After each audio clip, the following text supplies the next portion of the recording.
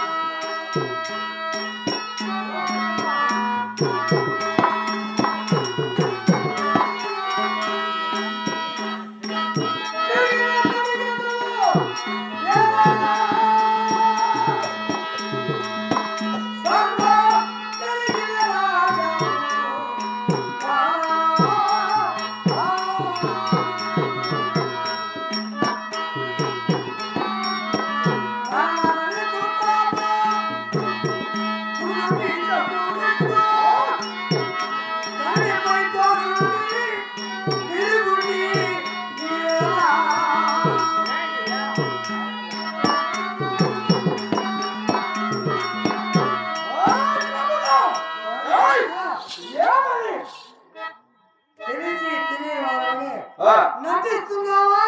లేదే. ఈ ధరాతలముపై పొడదోసి తగిన పిల్లు కొట్టి ఈడ్చి నానా హింసలు పెడుతుంటే కరుణారా చూసి ఉండి నటిస్తున్నావా?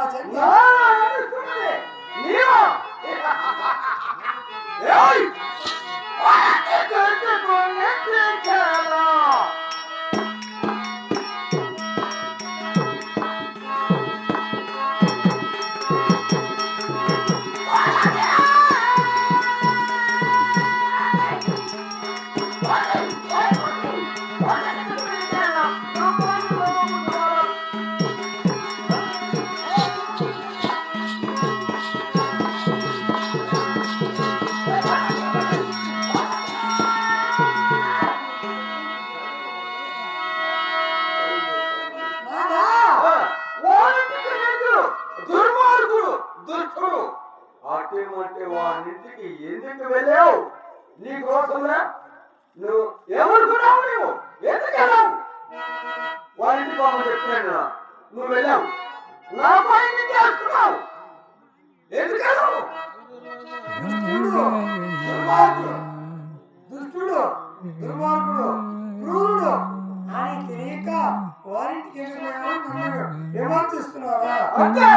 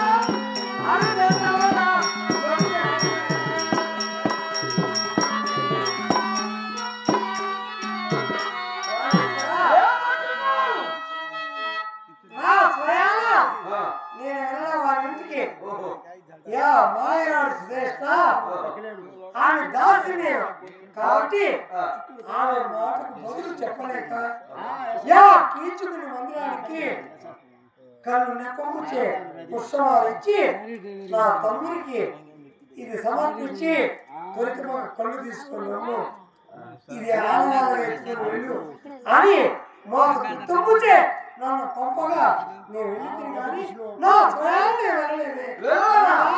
నిన్ను పంపనా? ఏయ్! ఏయ్! పట్టకు చిట్టే. ఏయ్! ఏయ్!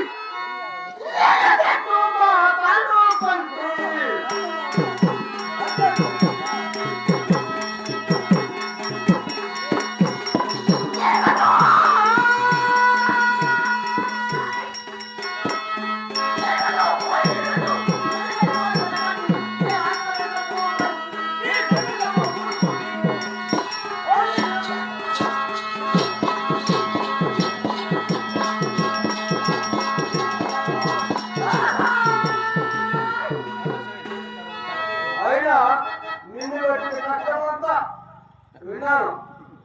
అప్పుడే నా కోపం వచ్చింది. ఎవరు దూరం ఉంటే మా అన్న ధర్మనందుడు కనుసాగి చేశాడు. ఏముంది? చెప్పు నాకేం తెలుసు. కనుసాగి చేశాడు. ఇది అజ్ఞాతవాసం భంగం అవుతున్నది. ఏమని పోత